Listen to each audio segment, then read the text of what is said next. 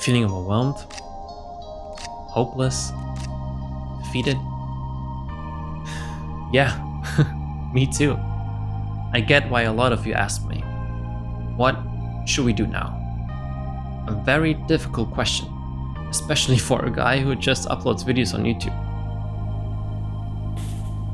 There are definitely more qualified professionals who can answer this question more precisely, but here's how I see it. I think there's both a simple and difficult answer to this. But before we get to that, I need to emphasize that this feeling of paralysis and doomerism is one key aspect of friendly fascism. That slow hypernormalization of dehumanizing rhetoric, policies, and culture combined with the overconsumption of information and slop online is overwhelming. White noise that's hard to turn off. You're not alone with this. But that's exactly why I think there are two very different answers to this question.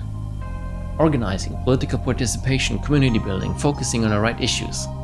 But the thing is, and I'm only speaking for myself here, how am I even supposed to take the first step? When I'm feeling that hopeless and tired. See, that's the difficult part. But let me explain the easier answer first. Right-wing populists and fascists are masters at creating moral panics through culture war. That moral panic can be mobilized into political action. No more identity months, DEI offices, dudes in dresses. No more climate change worship. No more division, distraction, or gender delusion, because we are the War Department. Godspeed. Room, attention.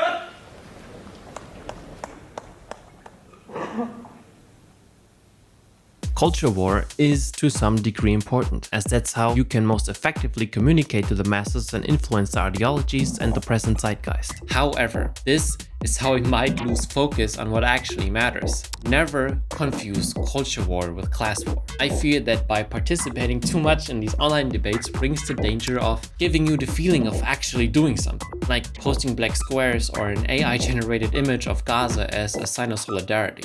Imagine there's no heaven. DEI initiatives, cultural appropriation, inclusive language, yes, is important, but imagine communicating all that to a bus driver. Herbert is not concerned about black mermaids or if his language is offensive or not. He just wants to be able to pay his rent, have free healthcare, and a secure retirement. We need to redirect the important issues to people lost in culture war topics, us included, because culture war doesn't just cause moral panics among right-wingers or conservatives, but among everyone. We can't get too emotionally invested in these chronically online debates.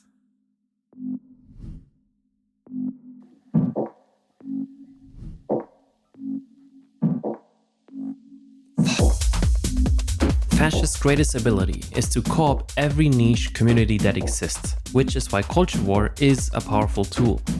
According to them, trans people are today's enemies, and maybe tomorrow it's everyone who likes Imagine Dragons. In-groups and out-groups can be redefined instantly with the help of culture war. Nowadays, every issue, no matter how trivial, is framed as an attack on their identity. Everything is personal. Fucking gender ambiguity! If you're a gamer and see gaming as part of who you are, then the narrative becomes, look, everything you once knew is now changing for the sake of political correctness. Therefore, who you are and what you enjoy wasn't apparently correct enough. Whatever it is, whatever you enjoy, even love, is wrong. You're a bad person because of that. Gaming becomes part of your identity and therefore a perfect vulnerability to exploit. And guess who is definitely partly to blame here? Me, liberals, or leftists with their identity politics.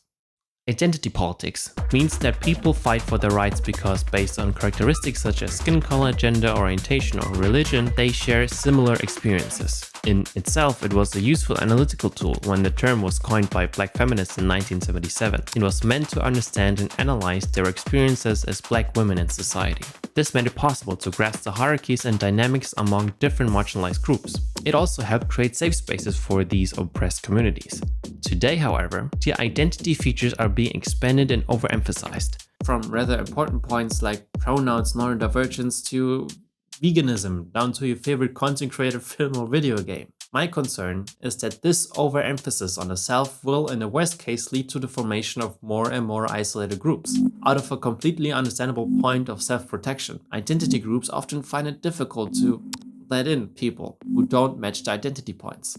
This makes intersectional and solidaristic cooperation harder. It also leads to more vicious signaling. Veggie days are introduced instead of addressing structural problems of healthcare or animal rights. People kneel instead of tackling systemic racism or police violence. A woman is elected into high office while children in the Middle East are keep getting bombed. Herbert couldn't care less if his landlord is a girl boss slay queen as long as he's still paying unaffordable rent. This lets us pat ourselves on the back without actually changing anything. This comes across as arrogant, smug, and out of touch. We were not separatists. We strongly believe in coalition. I believe that the way that it has been misunderstood and misinterpreted is because other people came up with the same concept. I came on your show to say, do not blame me for what has happened to identity politics, because people have not read the original source, and if they did, they might feel a little more comfortable around what it was we were saying. By doing this, we are playing into the hands of fascists and right-wing populists. When the self and the traits that make up one's identity are overemphasized and placed front and center, it provides a perfect attack opportunity for fascists. Or anyone, really. Because now every issue can be interpreted as part of one's identity. It leads to greater polarization, more individualism, and less solidarity.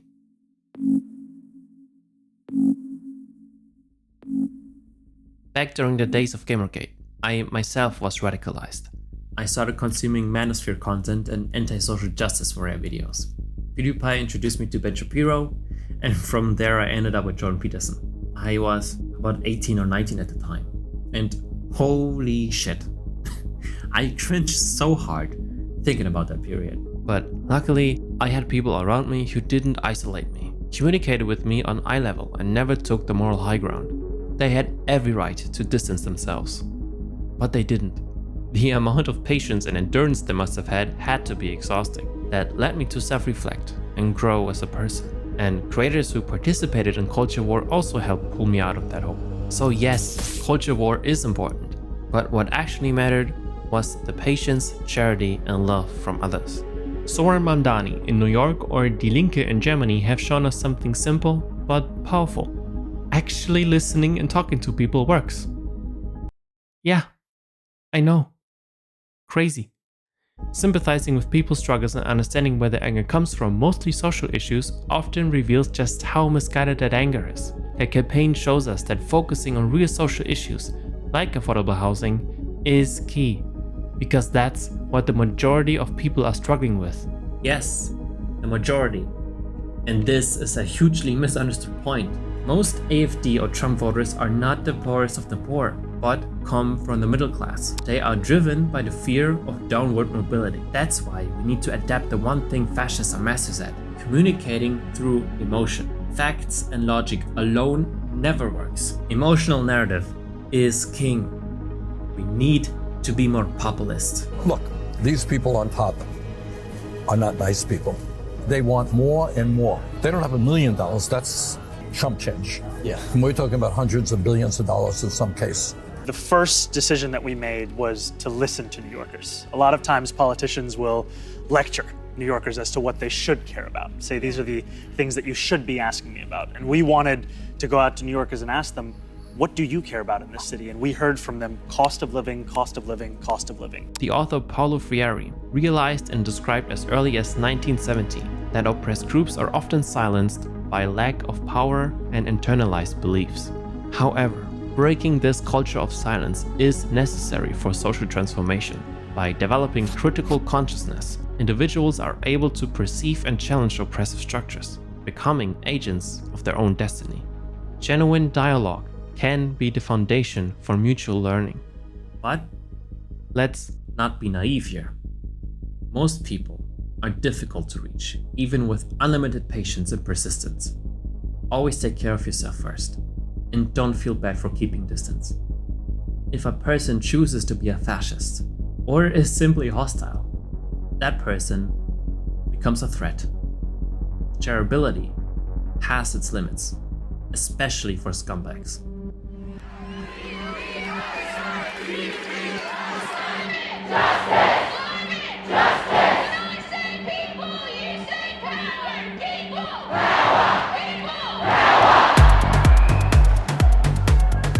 Organize, organize, organize. Meaningful liberation requires both reflection and action. Not just understanding the world, but to actively working to change it. Join protests, call your local representatives, go to town halls, vote, join your local anti-fascist groups, find communities, do social work, join parties, or simply casually talking to the people around you. Anything. But please, for the love of God, stop doing petitions. Fascism is on the rise, but so is anti-fascism. Economic conditions and global events are giving people the clarity to identify the real problem. We need to call out liberals for betraying their supposed values, for compromising them until nothing remains but hollow gestures, compromising their values until it's hollowed out completely. We must expose the virtue signaling nonsense that gives the liberal middle and upper classes their little circle jerk of moral high ground, often by dismissing others as uneducated or stupid rednecks. Over 100 years ago, they called us rednecks because striking workers from all different races wore red bandanas around their necks as they fought and died for respect and a living wage. The people have become disillusioned. That's not the world I was told to expect. So what is the answer? And where no alternative is offered, the result is always the same.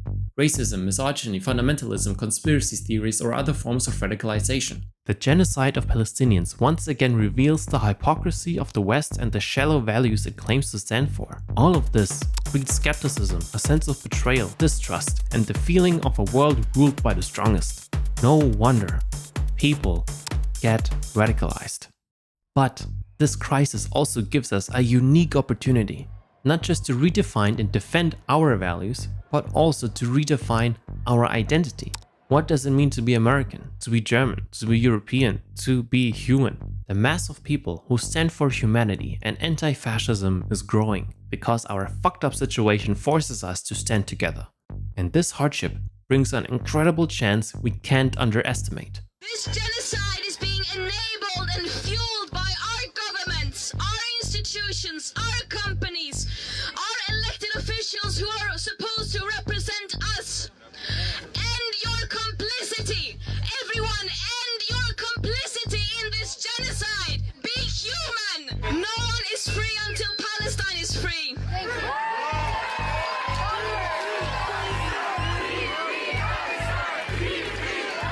Fascism is ironically the most counter-revolutionary movement in existence, a violent mass that fights to preserve the status quo of the nation. No change. By placing themselves in an imaginary hierarchy and deeming their group superior, fascists justify violence against others, which creates a sense of pseudo-power and pseudo-revolution, without changing the system at all. We're all frustrated with the system. We all know something is deeply wrong. But to embrace an ideology that maintains this very system, the endless concentration of wealth in the hands of a few, is not revolutionary. It's reactionary. It is not the culture war that threatens your way of life, your identity, your future. Which is true, by the way. But it's not trans people, not immigrants, not wokeness, not the poor, and no, not even the rich. The true threat is capital itself, or more precisely, how it's distributed. What would be truly revolutionary is recognizing the system of exploitation and committing to breaking it, joining organizations or parties that aim to dismantle it instead of getting lost in identity politics or feel-good wokeness. And call my beliefs whatever you want, the label doesn't matter. One thing is clear.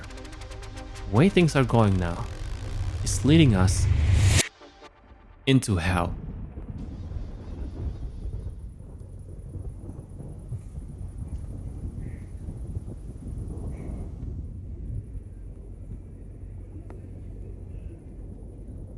But that's not what actually matters, right? Everything I said is useless if you have no hope. Without a spark, there can't be a fire. You know, one of the main reasons this channel exists is to share my feelings of this, being overwhelmed. And I was never able to figure out why. And I was hoping that by creating these films, I'd be able to explore that funny feeling I have somehow. Call it cope, narcissism, or an outlet for my personal issues. My hope is that by sharing my feelings to the public, someone out there will know that you're not alone. If you knew me personally, you would know that I'm an incredibly stubborn, annoying, and quite pessimistic person. So I just can't think or believe that revolutionary optimism for now.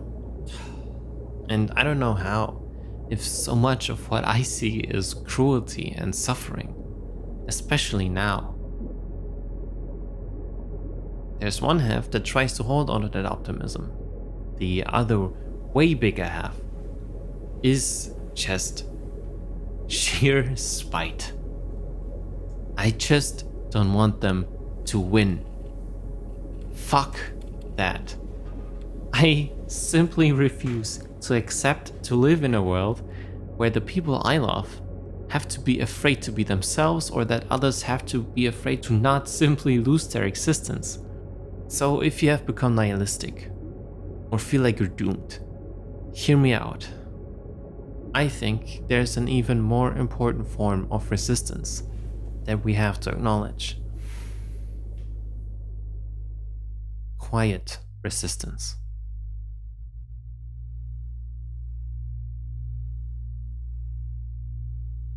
I'd be, of course, lying to you if I never thought about, fuck all that. The people are either not worth saving or mostly rotten anyways. Trust me, I've been there, and I haven't fully overcome this mindset yet. Luckily for me, it's clear though that the more time I spend online, the more I feel this hatred and doomerism. And no, I'm not going to tell you to just touch grass. You obviously know that already. And you also know that Twitter or any social platforms don't represent the majority of the people. And yet, still, I see the protests, I see the resistance, I see the public outrage, and yet nothing ever really changes. How do I escape this dread and this feeling of guilt? If I don't stay informed, I'm part of the problem. If I don't take political action, I'm not doing enough. If I fall into hopelessness, I'm giving up. I don't want to, but I simply can't do it anymore. I've lost hope.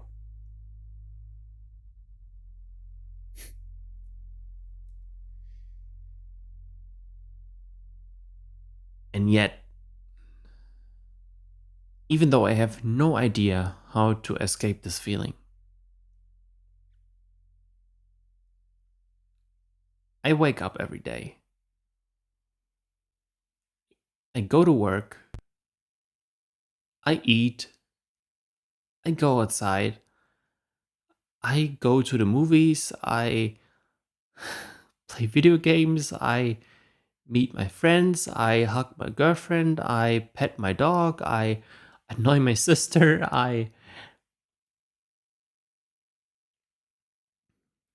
One day at a time. I'm coming closer to accept the fact that maybe I must endure that sorrow.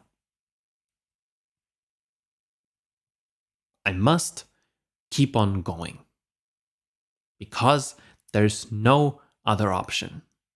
And no, there is no other option. There simply isn't.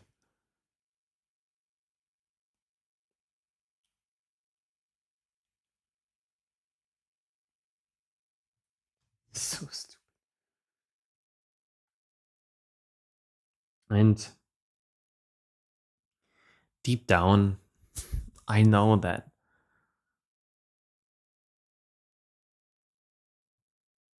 it'll be okay.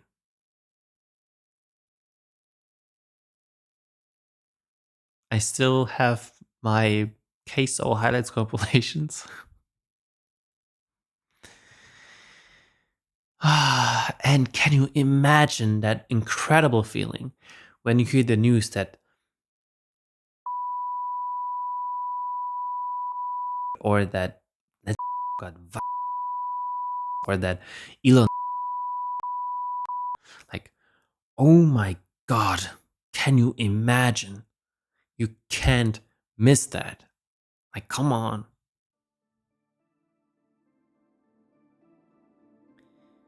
And if you look closely, you see the good in the world. In 2010, when the Gaza Freedom Flotilla tried to break Israel's blockade of Gaza, more than 600 courageous participants were arrested, and 9 were killed by the IDF. This marked the birth of the Freedom Flotilla Coalition. In the years that followed, 2011, 15, 16, and 18, additional ships attempted to deliver humanitarian aid to Gaza. When in June and July 2025, members of another ship were again illegally detained, the global Summit Flotilla emerged. More than 450 ordinary citizens from across the world joined the mission in August to challenge the blockade. In October, another 100 followed. Their arrest sparked a wave of global protests.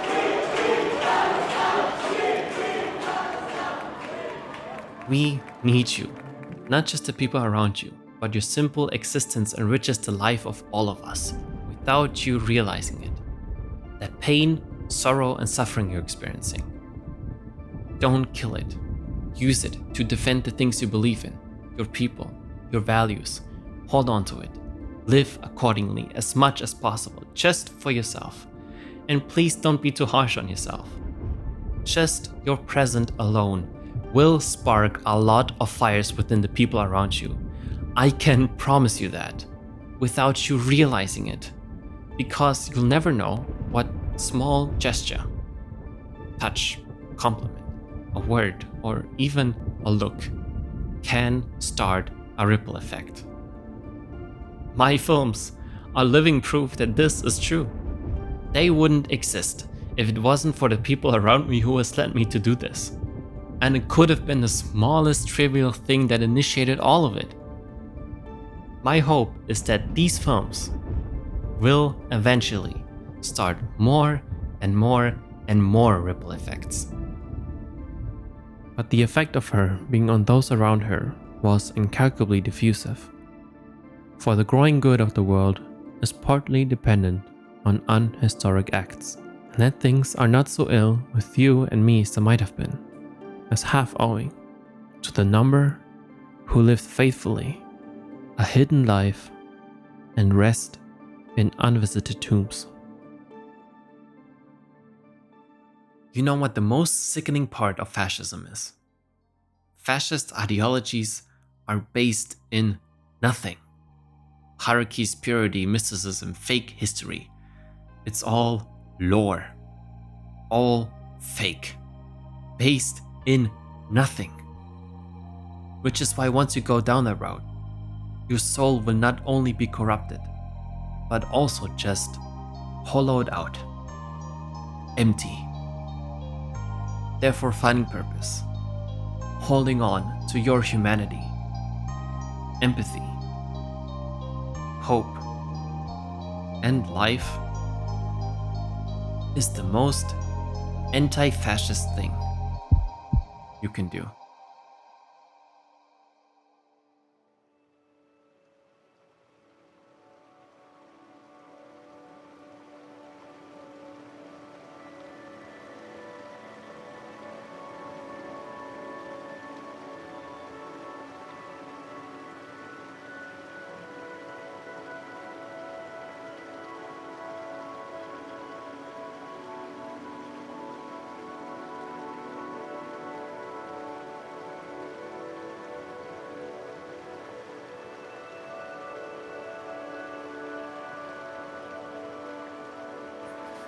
Borto!